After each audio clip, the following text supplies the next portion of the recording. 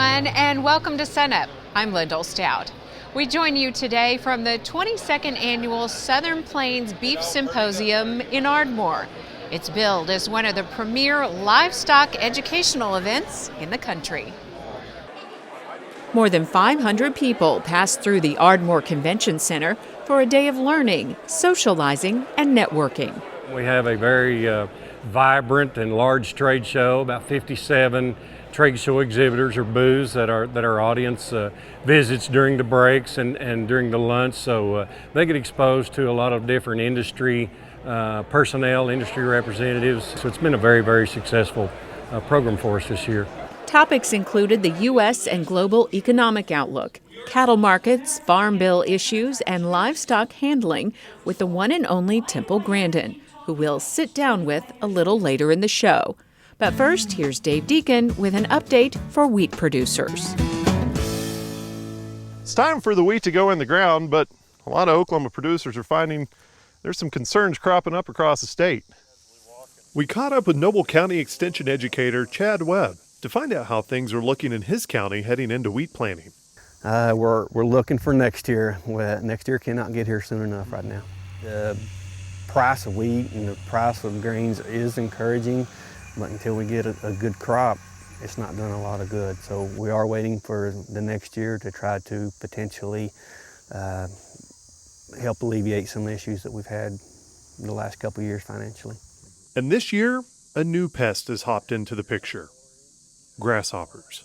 Well, they're eating everything that the grasshoppers can get a hold of. Everybody's scared to plant their wheat. It's in their pastures, it's in their corn, and the grasshoppers are eating several of their crops. Extension entomologist Tom Royer explains why grasshoppers are so damaging right now. They'll be laying eggs through the fall, probably into the middle, towards the middle of October. But during that time, while they're laying eggs, they're also feeding themselves and continuing to eat. So, and they're as big as they're ever going to get right now. So this is when they can consume the most plant tissue that they'll ever consume in their lives. The dry year has slowed fungi and diseases, which normally hold down the grasshopper population, which has set Oklahoma up for this year's spotted but heavy outbreak. I have been in places where I start walking around and they just hop everywhere. I've been to other locations in the state where you don't find that many. So it's really dependent upon where those fields are located, and that's why I really encourage producers to walk around and see what kind of numbers they have before they plant, so that they can at least make some plans to deal with them. Royer told us that 30 to 50 pounds worth of grasshoppers can consume as much forage in a day as a 600-pound steer. There are a number of options available for grasshopper control, including insecticides and the use of treated seed. You can also plant like kind of double thick around the edges of a field that will hopefully hold those grasshoppers there and eat instead of having them spread out in the field a little bit. Grasshoppers may like the hot weather, but it makes it hard for wheat seeds to get a good start. So I turned to Extension Area Agronomist for the northwest part of the state, Roger Gribble, to learn more. The soil temperature is kind of warm right now, and what should producers be thinking about? Well, as we entered the middle to the end of August, actually our soil temperatures on an average day, and we're taking 3 days, would be somewhere around 82 to 85. Well, here we are at the first couple of days of September. We're hitting temperatures over 100 degrees, and it's not uncommon if we put a soil probe in here with a temperature gauge on it that will be close to 100 degrees. In that scenario, producers need to watch depth of planting, and they also need to watch the variety they plant for germination sensitivity. Depth of planting, because coleoptile length shortens in hot soil conditions, and germination sensitivity in that varieties don't germinate well when we're in temperatures over 100 degrees. Select those varieties that will germinate well when we get in this type of condition. What kind of varieties are you suggesting for this kind of condition? Well, the best part about it, some of the OSU varieties are really good on germination sensitivity. The Dusters, Endurance, all those type varieties really perform well. They get out of the ground and get going, so the temperature's not necessarily that important. However, when we talk about coleoptile length, we know that under hot soil conditions we shorten up, and we don't need to plant those varieties more than 1.5 inches. Wow.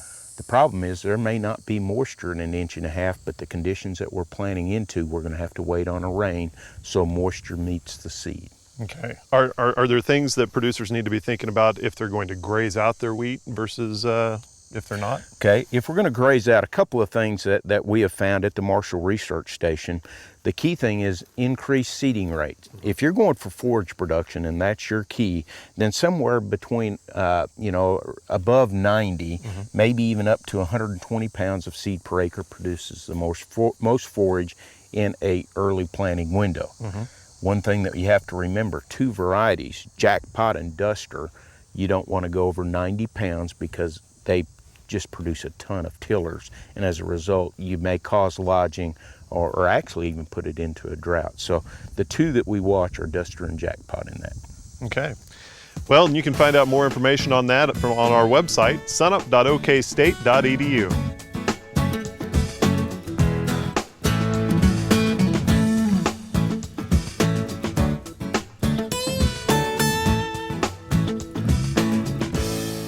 Since we've gone through a second summer now with very little rainfall, lots of high temperatures, and therefore we've got short pastures and even smaller hay supplies, many of the cow herds across the southern plains have already culled down quite a little bit in terms of what they think they can still keep together and go through this next winter.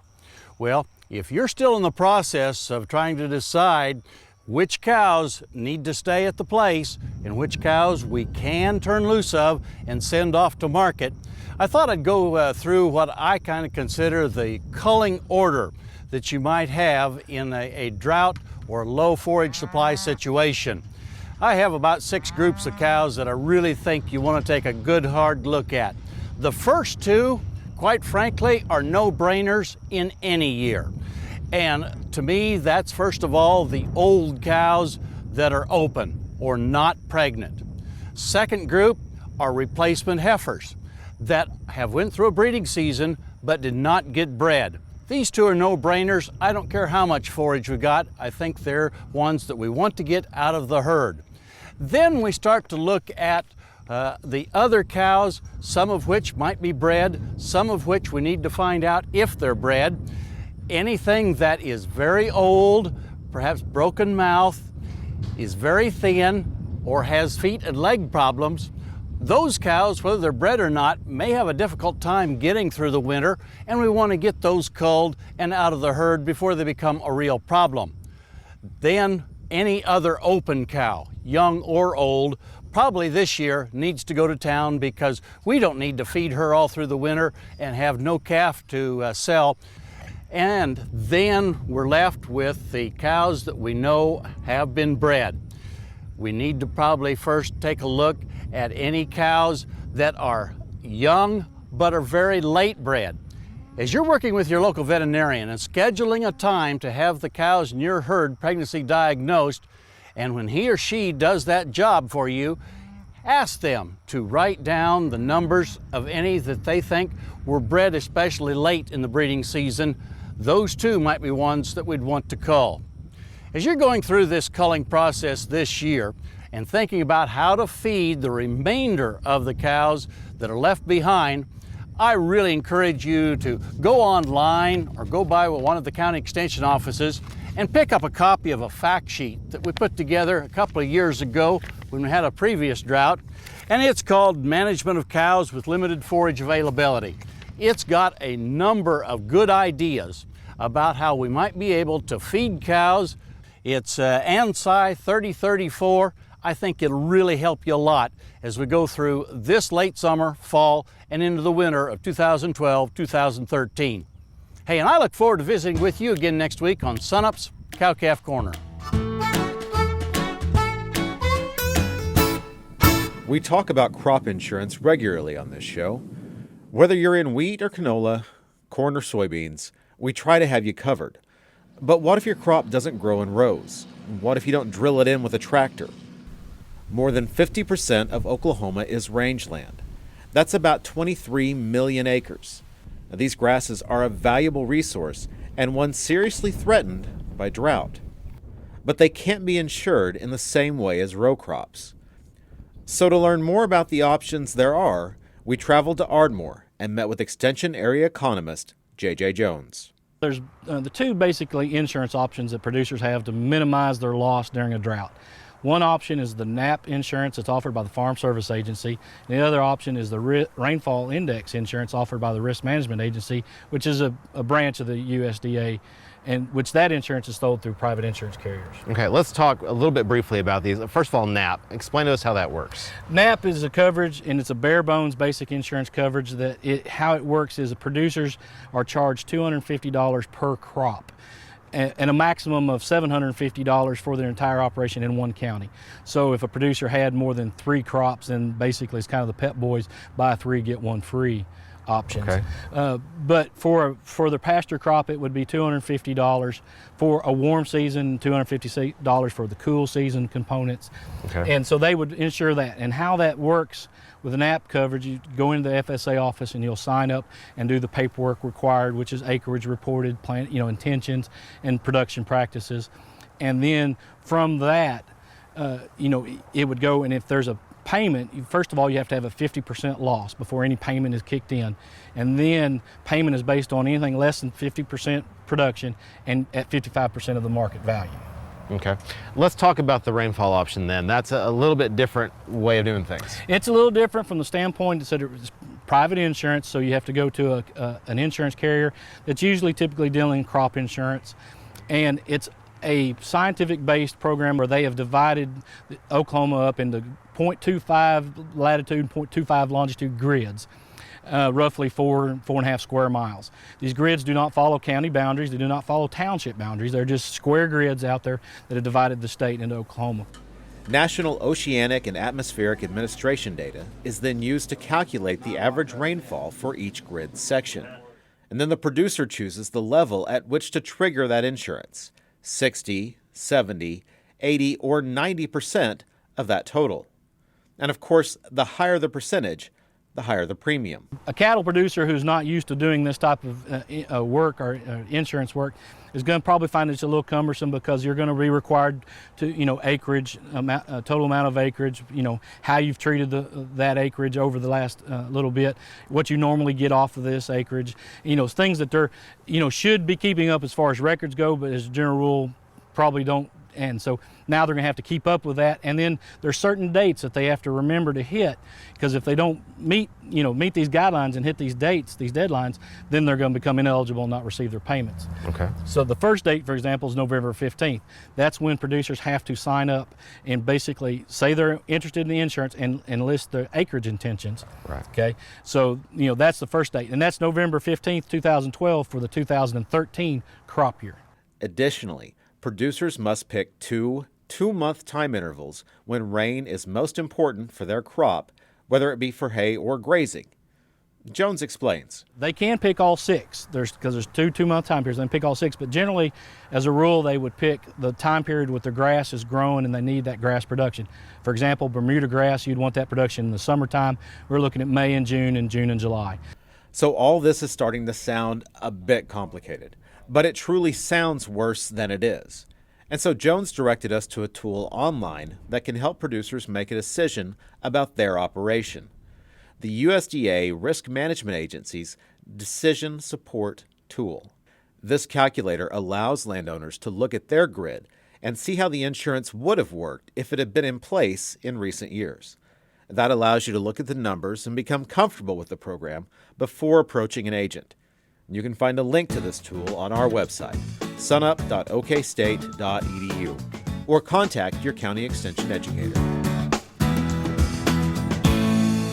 While in Ardmore, I sat down with Colorado State University's Temple Grandin. Do we need to kind of change our mindset to adapt for the conditions? I think we do have to change our mindsets on how we're doing things. And of course, feed is one of the biggest inputs. Okay, well, what about building fancy corrals? Well, I think if you start adding up the feed inputs, the feed costs maybe fancy corrals cost money, but they stay there for a good long time. Where the feed just goes into the cows, and one thing that good cattle handling facilities can do is keep you safe. A lot of ranchers right now are older, and I've been following some of the accident statistics. I get called up all the time from lawyers where there's been an accident on a ranch, and it's usually, or a feed yard, something with cattle, it's usually somebody over 40, most all the accidents, because they cannot get away fast enough. I'm older myself now. I can't jump up on the fences the way I used to be able to do things. And let's just talk some about good cattle handling. Okay. There's been a lot of interest in cattle handling. There's been a lot of low-stress cattle handling workshops being done, you know, and NCBA has really tried to increase interest in this, which I think is an excellent, excellent thing. And I think the people that are handling cattle right, I think that's increased, but I've talked to some of the sales reps out there at the trade show. They get around and see a lot of stuff. And I said, well, how much do you think it's really increased? You know, I was a little discouraged, 10 or 15%. They was telling me, this one feedlot guy was telling me that, you know, half the feed yards still have pretty bad handling. And Temple says a few changes in how cattle are handled can make a big difference. I have been telling people about don't leave a hose across an alley. If the cattle see a chain hanging down the chute, they'll see that, they won't go through it. There's a coat on the fence. I was just out at one of our biggest plants, one of our biggest plants that has very, very, very good cattle handling. And guess what they had? A yellow hose laying across the main cattle alley in their corrals, and they were trying to drive these really nice black Angus cattle over it, and they were stopping and putting their heads down. I have slides that are 30 years old of hoses on alleyways. You know, you've got to get rid of those distractions. The vehicles parked along the fence. The cattle see that, they won't go in. The people standing up ahead in the wrong place. The dogs snapping in through the bottom of the chute, and they're not going to want to go in. You've got to get rid of those distractions. I guess it's going to give me job security. For more than 3 decades, it has been Temple's job to teach those in the industry how to work better with livestock, and suppliers listened when one of the largest beef buyers demanded changes. Meatpacking plants have gone light years forward. I've been working, that's probably the segment I've worked with the most. And, the 80s, they were awful. They were awful in the early 90s. Oh, and I had designed a lot of things for them. Oh, people just tore up stuff and wrecked it. Then the McDonald's audit started in 1999. And I saw more changes than I'd seen in my whole entire life. And we used a very, very simple scoring system. They had to make numbers like speed limits. You had to shoot 95% on the first shot or you failed the audit. If more than 1% of the cattle fell down, you failed. If more than 3 cattle mooed and bellowed right in the kill chute area, you failed. If you had to get 75% in with no hot shot. And they had to make those numbers. And most of the plants could do it with simple changes. Lots of non-slip flooring went in high traffic areas. Lots of changes in lighting. Lots of solid sides in different places, training people to move smaller groups. Out of 75 plants, all the big plants were in it, only 3 had to build something expensive. Everybody else we fixed with simple things. To see our interview with Temple Grandin again, visit our website, sunup.okstate.edu.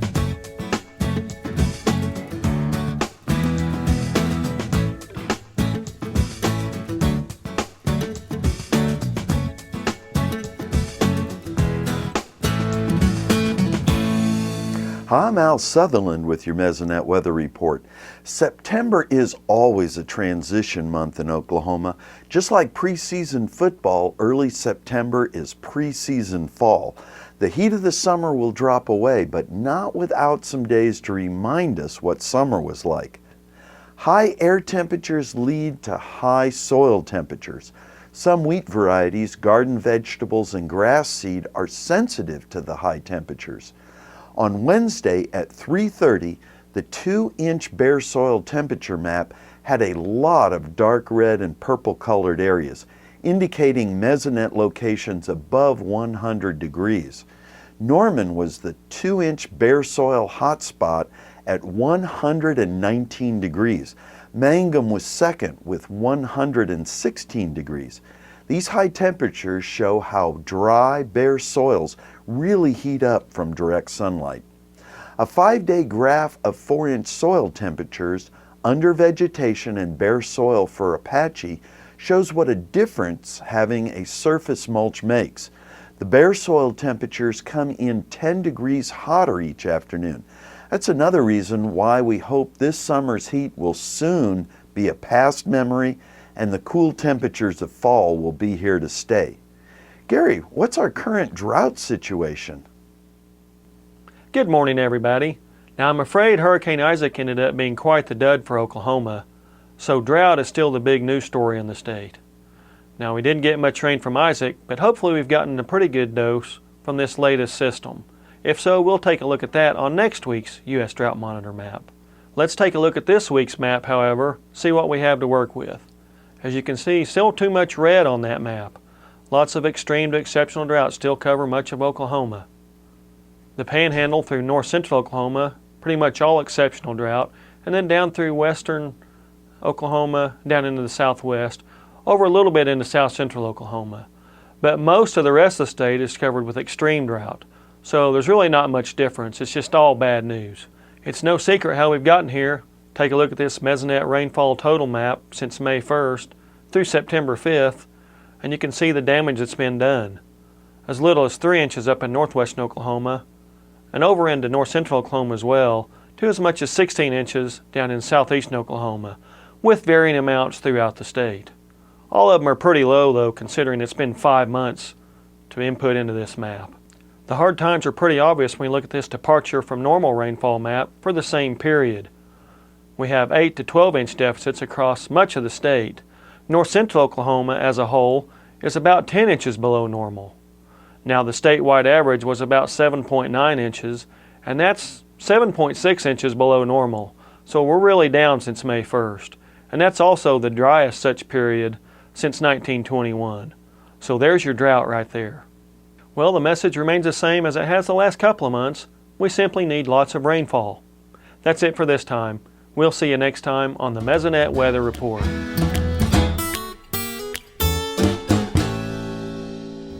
To look at how the weather conditions are impacting economic conditions, we're joined by Kim Anderson, our grain marketing specialist. And Kim, let's start this week with what the current market situation looks like. Well, wheat prices continue to waller around. The Kansas City Board of Trade December contract's been moving in a 90-cent pattern. And over the last couple of weeks, that pattern, the low prices have been a little higher, and it's been narrowing that range.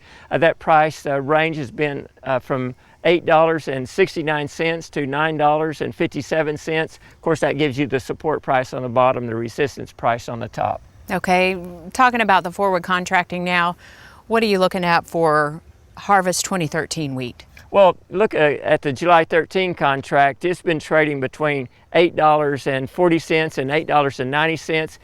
We've had a short run the last couple of weeks, slight uptrend up to that $8.90. There's some signals that we may break out the top of that. The elevators are offering between a minus 54 and a minus 65 cent for forward contracts. So that'll give you about a forward contract price for harvest delivery of 2013 of about $8.30. Okay. This time of year, thinking about crop insurance deadlines, and we have one coming up. It's October 1. Normally it's September 30, but that's on the weekend, so we have that Monday, October the 1st, to get our crop insurance posted. And of course, producers weighing all the option with drought, that obviously factors in pretty heavily. You bet. The drought is a big factor. It increases the odds that they're going to need that crop insurance. And you look at the 90-day forecast, it's for the drought to persist. What they're predicting is above average temperatures with average precipitation. Okay, with all this in mind then, how should producers go about making that insurance decision? Well, they're making the decision. I'd say the number one criteria for making that decision is, can they sleep at night? If they can't sleep at night, if they don't buy the insurance, they better buy it. If they can sleep at night without buying the insurance, there's no reason to buy it. I think it's a financial decision. They need to know the financial impacts, but to sleep, I think that's the number one criteria. Okay, thanks a lot, Kim Anderson. We'll look forward to that report next week. Brush and mud, barbed wire, and stubble. Our boots work hard to take care of us. And for 33 years, Mary Sawyer has been working hard to take care of our boots. And all because she answered an ad. I needed a part-time job. I answered an ad in the paper that said, "Who me, shine shoes," and listed a phone number. Well, Mary called that number and learned the craft while living in Tulsa. But after moving to Texas and taking an oil field job, this Oklahoma native started shining shoes again in a honky-tonk for extra cash. 6 years later, I was laid off of my job again and decided to try my part-time job full-time. And she never looked back. She created a business called Shine to Go and has a few regular locations in Dallas and Denver. But mostly you'll find her at rodeos, horse shows, conferences like this one, and events all over the United States. I've been from the East Coast to the West Coast, and all in between. But Mary has a following, so be prepared to stand in line. How long have you been having your booth shine? Well, Mary's been doing it for 8 or 10 years at the Oklahoma Cattlemen's Convention. Yeah? When I go to convention, I take 5 or 6 pairs, get them all done while I'm in town. She does it good, and I'm lazy. Now, Mary isn't one to drop names, but she has shined for just about everyone. A lot of country western singers, football players, cowboys that make it to the NFR. Probably the most interesting convention is the funeral directors convention. Very laid-back crowd when they go to their conventions, but you never know who's in your chair. One year I was at an aviation convention and the man in my chair was visiting with him and asked him where he was from, and he said, "Oh, a little town in Oklahoma, you probably never heard of it." And it was actually a town where my parents were born and raised. Is that right? And him and my dad went to school together. Wow. A shoe shine and a story. A friend for you and your boots. That's what keeps Mary in such high demand. How's that? Perfect. All right. Thank you. Uh-huh. Great job. Thank you.